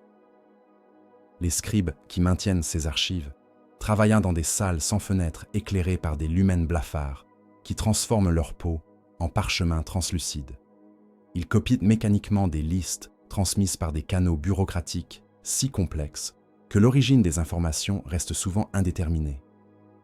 Un scribe peut passer sa vie entière à transcrire des noms sans jamais savoir si ces personnes furent envoyées rejoindre la garde impériale, transformées en serviteurs, expédiées vers les mondes pénitentiaires, ou simplement éliminées lors de purges dont les raisons ont été classifiées puis oubliées. Certains scribes développent des obsessions pathologiques pour les motifs qu'ils détectent dans les données. Ils remarquent que certains noms disparaissent en clusters géographiques, suggérant des purges localisées. D'autres observent des périodicités dans les prélèvements, des cycles qui correspondent peut-être à des rotations administratives ou à des besoins militaires fluctuants. Quelques-uns tentent de reconstituer des histoires à partir des fragments d'informations, un nom suivi d'une date de naissance et d'une destination codée, imaginant l'enfant arraché à sa famille, le voyage dans les cales d'un transporteur, la transformation en soldat ou en serviteur. Ces scribes sont généralement identifiés lors des inspections psychologiques de routine et reclassés vers des tâches ne nécessitant pas d'interaction avec des données sensibles, leur curiosité considérée comme symptôme de déviation mentale potentiellement dangereuse. Les archives physiques s'accumulent dans des complexes souterrains s'étendant sur des kilomètres sous les capitales planétaires. Des couloirs étroits, bordés de rayonnages métalliques, supportant des millions de volumes reliés en cuir synthétique, chacun contenant des milliers de noms. L'air y est sec et froid pour préserver les documents, mais cette préservation sert davantage le rituel bureaucratique que toute nécessité pratique. Personne ne consulte jamais ces volumes antiques, les informations qu'ils contiennent ayant depuis longtemps été transférées vers des systèmes de données numériques eux-mêmes devenus obsolètes et remplacés plusieurs fois. Des serviteurs patrouillent ces archives interminables, leurs fonctions cognitives réduites à des tâches simples. Déplacer des volumes d'un rayonnage à un autre selon des protocoles incompréhensibles. Dépoussiérer des couvertures que personne ne touchera jamais. Maintenir les lumens fonctionnels, bien que l'obscurité totale ne changerait rien à l'utilité de ces espaces. Certains de ces serviteurs furent peut-être eux-mêmes des scribes, autrefois, punis pour des infractions mineures en étant transformés en gardiens mécaniques des registres qu'ils compilaient jadis. Une ironie bureaucratique que personne n'a consciemment planifiée, mais qui émerge naturellement des processus institutionnels de l'impérium. Les disparus ne sont pas seulement ceux dont les noms remplissent ces registres, mais aussi ceux dont l'absence même n'est jamais enregistrée. Les habitants des sous-niveaux des mondes ruches qui n'ont jamais reçu d'identifiant officiel, nés et morts sans que l'administratum ne les reconnaisse comme ayant existé. Les populations de mondes perdus dans le warp dont les dernières transmissions datent de siècles, leurs appels à l'aide archivés puis oubliés pendant que des bureaucrates débattent de procédures pour les reclasser de statut actif à statut perdu présumé. Les équipages de vaisseaux disparus, lors de transit, leurs noms inscrits sur des manifestes qui ne seront jamais mis à jour car personne ne sait avec certitude s'ils sont morts ou simplement retardés par des anomalies temporelles du warp. Certaines disparitions sont délibérées et méthodiques. Les inquisiteurs possèdent l'autorité d'effacer complètement des individus des archives impériales, non seulement en les tuant, mais en supprimant toute trace documentaire de leur existence. Les technoprêtres assignés à ces tâches purgent systématiquement les bases de données, remplaçant les noms par des chaînes de caractères aléatoires, modifiant rétroactivement les registres de naissance pour créer des incohérences qui rendent impossible toute recherche future. Ces effacements sont eux-mêmes documentés dans des archives secrètes accessibles uniquement aux échelons supérieurs de l'Inquisition, créant des couches de secrets empilés comme des strates géologiques. D'autres disparitions résultent simplement de l'entropie bureaucratique. Des erreurs de transcription accumulent sur des générations de copies, transformant progressivement des noms en séquences incohérentes. Des incendies détruisent des sections entières d'archives avant que les données n'aient été transférées vers des supports numériques. Des rébellions ou des invasions xénos anéantissent des centres administratifs planétaires, effaçant des milliards d'identités en quelques heures de bombardement orbital. L'administratum tente parfois de reconstituer ces registres perdus en compilant des informations secondaires, mais ces reconstructions sont toujours incomplètes, remplies de lacunes que personne ne possède les ressources ou la motivation pour combler. Les familles recherchant des proches disparus se heurtent à des murs bureaucratiques impénétrables. Elles déposent des requêtes qui sont transmises à travers des chaînes hiérarchiques si longues que les réponses arrivent parfois des décennies plus tard, bien après que les requérants originaux sont eux-mêmes morts. Les réponses, lorsqu'elles arrivent, consistent généralement en formules standardisées, confirmant que l'individu recherché a été prélevé conformément aux quotas impériaux et que sa destination précise constitue une information classifiée pour des raisons de sécurité opérationnelle. Aucun détail supplémentaire n'est fourni, aucun mécanisme d'appel n'existe, aucune consolation n'est offerte au-delà de platitudes théologiques, affirmant que servir l'empereur constitue le plus grand honneur possible. Certaines familles développent des rituels de mémoire privés pour compenser l'absence de reconnaissance officielle. Elles maintiennent des autels domestiques portant des images des disparus, allument des chandelles lors d'anniversaires que l'impérium ne célèbre pas, transmettent oralement des histoires que les archives ne préserveront jamais. Ces pratiques existent dans une zone grise légale, pas explicitement hérétique, mais suspecte, car elles suggèrent que les attachements personnels pourraient rivaliser avec la loyauté envers l'empereur. Les confesseurs observent ces rituels avec méfiance, cherchant des signes que le deuil pourrait muter en ressentiment contre l'impérium lui-même. Les disparus hantent l'impérium non comme fantômes surnaturels, mais comme absence structurelle, vide dans le tissu social que personne ne reconnaît officiellement, mais que tous ressentent. Des quartiers entiers de mondes ruches, peuplés uniquement de vieillards et d'enfants, la génération intermédiaire ayant été prélevée pour des guerres dont les nouvelles n'arrivent jamais. Des mondes agricoles où les champs restent en friche, car les travailleurs ont été recrutés en nombre, excédant la capacité de reproduction démographique. Des traditions artisanales perdues, parce que les maîtres furent envoyés rejoindre les légions pénitentes, et que leurs apprentis n'eurent jamais le temps d'apprendre complètement leur métier. Cette disparition perpétuelle constitue un mécanisme de contrôle aussi efficace que la violence directe, Elle enseigne que l'attachement est futile, que les relations personnelles sont temporaires et révocables selon les besoins impériaux, que l'individu n'a aucune permanence garantie au-delà de son utilité fonctionnelle immédiate.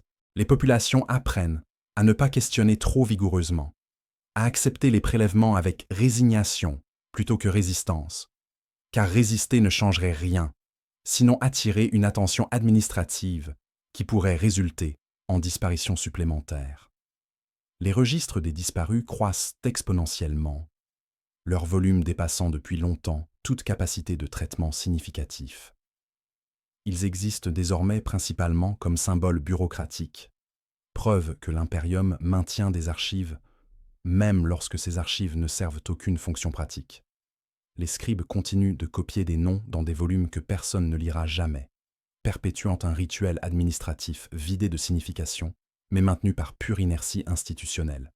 Monument involontaire à tous ceux qui furent transformés de personnes en données, puis en oubli. La machine humaine ne fonctionne pas par amour ou conviction, mais par nécessité architecturale inscrite dans chaque niveau de l'organisation impériale. L'impérium a depuis longtemps cessé d'être gouverné par des intentions cohérentes pour devenir un système autorépliquant qui perpétue ses propres mécanismes, indépendamment de toute rationalité stratégique. Les humains qui le composent ne sont plus des agents, mais des composants, leurs volontés individuelles absorbées dans des processus bureaucratiques si vastes qu'aucune conscience singulière ne peut en appréhender la totalité. Les rouages de cette machine sont innombrables et interchangeables. Un scribe, copiant des registres dans les sous-niveaux de Terra, ne comprend pas comment son travail s'articule avec celui d'un gouverneur planétaire, à 10 000 années-lumière, qui lui-même ignore comment ses décisions alimentent les calculs d'un magos, calculant les flux logistiques nécessaires pour soutenir une croisade dont les objectifs ont été oubliés depuis des générations.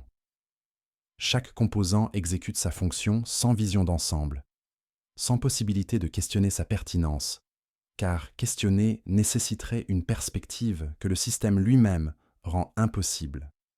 Les humains sont transformés en rouages par des processus qui varient en méthode, mais convergent en résultat. Le soldat conditionné pour obéir sans réfléchir, le serviteur lobotomisé jusqu'à l'automatisme, le prêtre dont la pensée a été remplacée par des citations doctrinales, le technoprêtre qui a volontairement excisé ses capacités émotionnelles. Tous deviennent des mécanismes accomplissant des tâches définies par une logique systémique qui transcende et ignore leurs expériences subjectives. Cette transformation n'est pas toujours violente ou soudaine. Souvent, elle s'accomplit par simple répétition, des décennies passées à exécuter les mêmes protocoles jusqu'à ce que l'identité se dissolve dans la routine, jusqu'à ce que l'individu ne puisse plus concevoir d'existence en dehors de sa fonction assignée. Le bureaucrate qui a passé 40 ans à tamponner des documents devient incapable d'imaginer une vie sans tampon à apposer. Le soldat qui a combattu pendant 3 décennies ne sait plus comment exister sans ordres à suivre. L'impérium ne demande pas le consentement pour cette transformation. Il l'accomplit simplement par la structure même de son existence. Vivre dans l'impérium signifie être progressivement absorbé par ces mécanismes, transformé de personne en fonction, de sujet en objet. La résistance est possible théoriquement mais impraticable, car elle nécessiterait de s'extraire d'un système qui constitue la totalité de la réalité accessible. Ce qui reste n'est pas l'humanité, mais son empreinte mécanique, continuant de fonctionner longtemps après que tout ce qui la rendait humaine s'est érodé. Le sacrifice n'est jamais spontané dans l'impérium. Il est calculé avec la même précision froide que les trajectoires balistiques ou les rendements énergétiques. Chaque vie possède une valeur quantifiable, mesurée non en dignité ou en potentiel, mais en coût de remplacement et en utilité tactique immédiate. Les stratèges impériaux évaluent les pertes acceptables avant même que les batailles ne commencent, inscrivant des chiffres dans des colonnes qui détermineront combien d'humains doivent mourir pour atteindre des objectifs dont la pertinence sera oubliée bien avant que les derniers corps ne refroidissent. Les assauts frontaux contre des positions fortifiées sont planifiés en comptant les vagues nécessaires. La première vague périra en déclenchant les mines et en révélant les positions ennemies. La deuxième s'effondrera sous le feu concentré mais épuisera les munitions adverses. La troisième atteindra peut-être les tranchées si les calculs étaient corrects, si les estimations de résistance ne furent pas sous-évaluées. si les renforts promis arrivent effectivement. Les soldats le savent. Ils peuvent compter les vagues qui les ont précédés, estimer mathématiquement leur probabilité de survie décroissante. Les populations civiles sont sacrifiées avec la même logique comptable. Des mondes entiers sont abandonnés aux invasions xénos lorsque les ressources nécessaires pour les défendre excèdent leur valeur stratégique. Les gouverneurs reçoivent des ordres d'évacuation qui spécifient exactement quel pourcentage de la population doivent être sauvés. Les techniciens qualifiés d'abord, puis les travailleurs physiquement aptes, enfin autant d'autres que la capacité de transport permet. Les vieillards, les malades, les très jeunes enfants sont abandonnés non par cruauté, mais par arithmétique, leur vie pesée contre l'espace disponible dans les cales et jugée insuffisamment précieuse. Les unités militaires elles-mêmes sont des actifs consommables. Un régiment de la garde coûte tant de ressources à entraîner et équiper, possède une espérance de vie opérationnelle estimée en mois de combat continu. Les commandants reçoivent ces chiffres dans leur briefing, planifient leur stratégie en conséquence. Un régiment peut être dépensé pour retarder une avancée ennemie, son annihilation totale acceptable si elle achète suffisamment de temps pour que des forces plus précieuses se repositionnent. Cette économie du sacrifice imprègne chaque niveau de l'existence impériale. Les parents savent que leurs enfants peuvent être prélevés selon des quotas.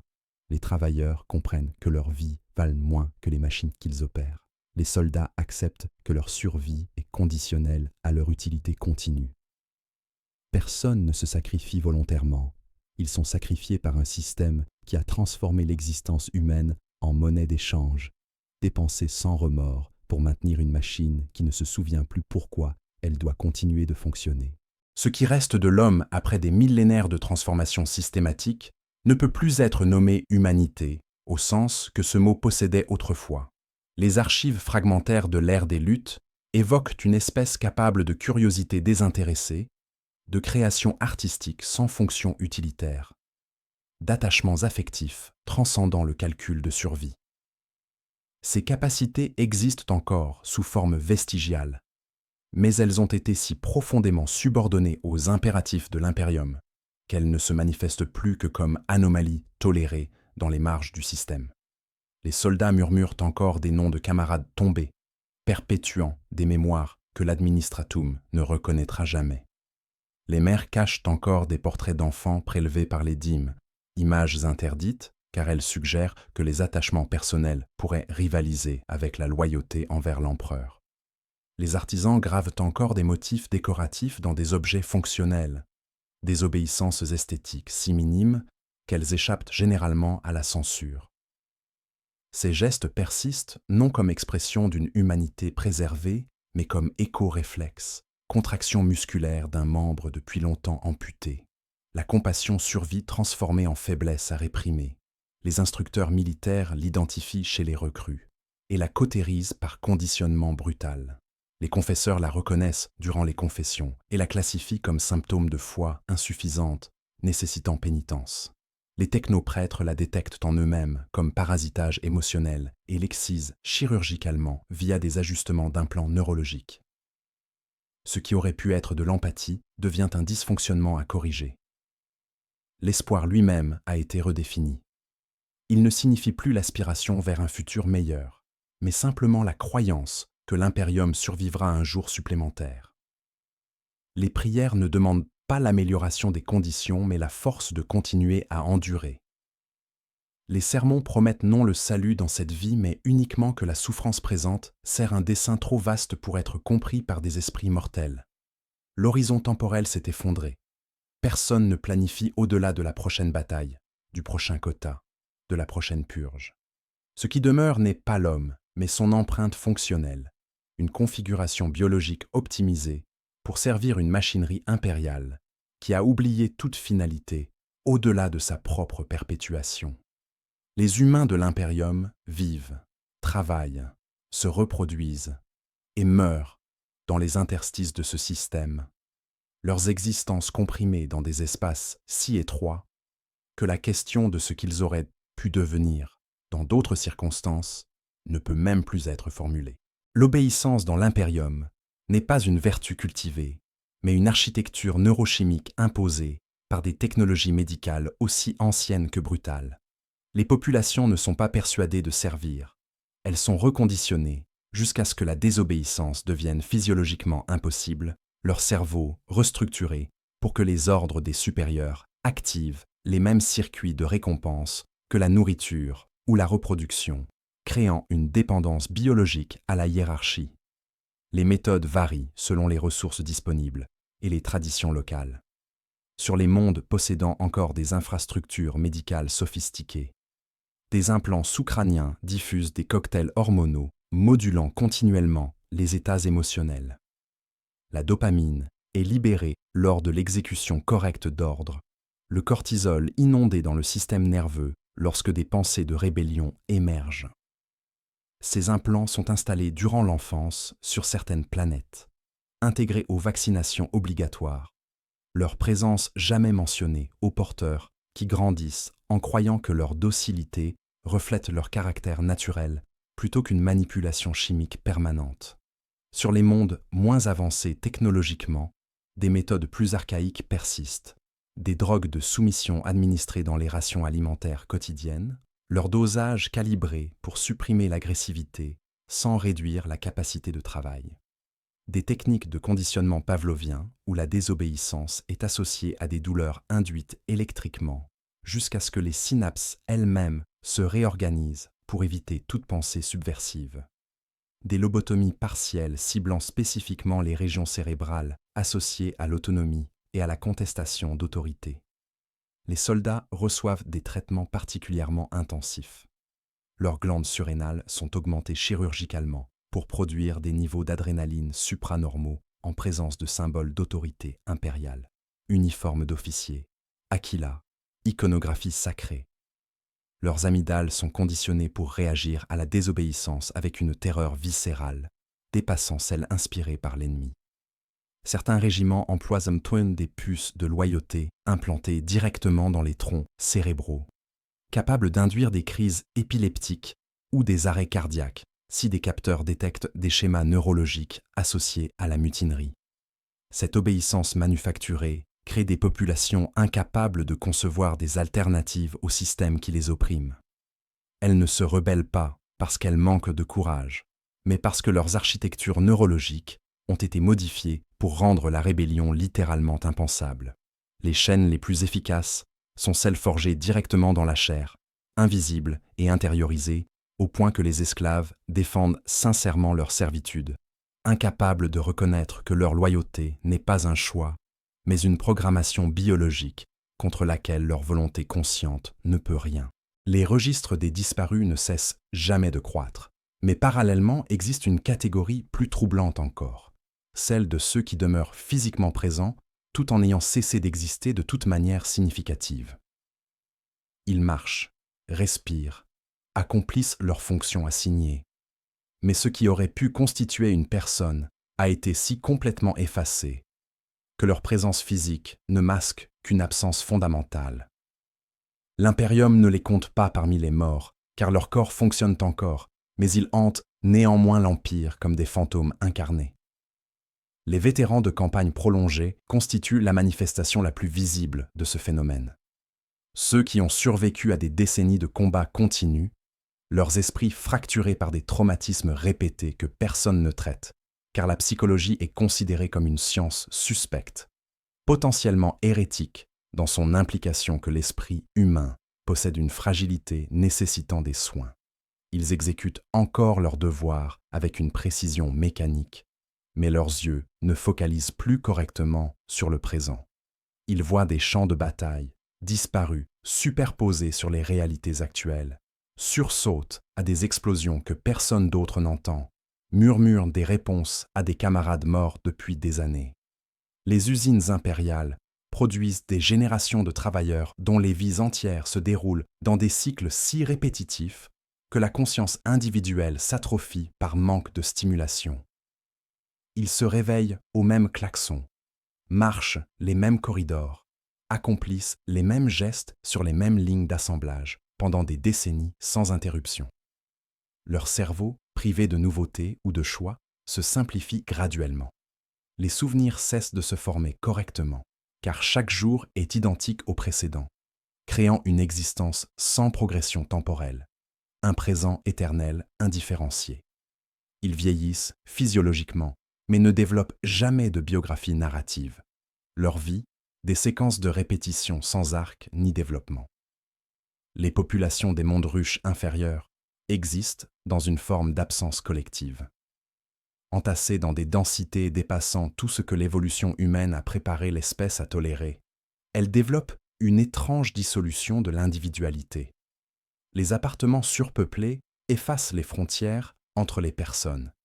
Impossible de déterminer où une famille se termine et une autre commence dans des espaces où des dizaines partagent des pièces conçues pour 4. Les identités se fondent en une masse indifférenciée, chacun devenant interchangeable avec ses voisins dans des conditions qui rendent toute particularité personnelle non seulement inutile, mais activement contre-productive à la survie. Certains technoprêtres atteignent un stade d'augmentation où la question de leur humanité résiduelle devient purement académique. Leurs cerveaux biologiques ont été si fragmentés par des décennies de transferts entre substrats différents que la continuité de conscience a été rompue irrémédiablement. Ceux qui persistent portent encore leur désignation, accèdent encore à leurs souvenirs stockés numériquement. Mais l'expérience subjective de ce qu'était d'être cette personne a été perdue dans les migrations de données successives. Ils continuent de fonctionner avec une efficacité accrue, mais ce qui fonctionne n'est plus vraiment quelqu'un, plutôt un processus computationnel complexe, s'exécutant sur du matériel partiellement organique. Les serviteurs représentent la forme la plus évidente de cette présence-absence, mais leur état au moins est reconnu officiellement. Plus insidieux sont ceux qui conservent leur fonction cognitive complète, mais ont perdu toute motivation ou désir au-delà de la simple continuation. Des administrateurs qui tamponnent des documents pendant des siècles sans jamais questionner leur contenu. Des prêtres qui récitent des liturgies dont ils ont oublié la signification théologique, les mots devenus de simples sons à produire selon des séquences mémorisées. Des gouverneurs planétaires qui règnent par inertie pure, exécutant des protocoles établis par leurs prédécesseurs, sans jamais exercer de jugement indépendant. L'Imperium ne possède aucun mécanisme pour identifier ces absences incarnées, car elles n'affectent pas la productivité mesurable. Un travailleur psychologiquement absent mais physiquement fonctionnel remplit ses quotas aussi efficacement qu'un travailleur pleinement conscient. Un soldat traumatisé mais obéissant tue toujours l'ennemi lorsqu'ordonné. Un bureaucrate, vidé de toute curiosité, traite néanmoins les documents à la vitesse requise. Le système ne mesure que les outputs, jamais les états intérieurs de ceux qui les produisent. Ces présences creuses se multiplient génération après génération, leur nombre croissant imperceptiblement jusqu'à constituer peut-être la majorité de l'humanité impériale. Ils ne se rebellent jamais, car la rébellion nécessiterait un désir de changement, et le désir lui-même a été érodé par des vies si contraintes que l'imagination d'alternatives est devenue impossible. Ils perpétuent les systèmes qui les ont vidés, parce que ces systèmes constituent la totalité de la réalité qu'ils peuvent concevoir. L'Imperium appelle cela la stabilité. Les théologiens le nomment la paix dans l'acceptation du devoir. Les archives le classifient comme population fonctionnelle optimale. Mais dans les silences entre les prières obligatoires, dans les regards fixes de travailleurs attendant le prochain klaxon, dans les gestes mécaniques de soldats exécutant des ordres, persiste la vérité non articulée, que l'Empire n'a pas seulement transformé l'humanité en ressource, mais a découvert qu'une ressource optimale est celle qui a cessé d'être humaine, tout en conservant l'apparence de l'homme, une coquille biologique perpétuant des fonctions dans un vide où la conscience elle-même est devenue superflue.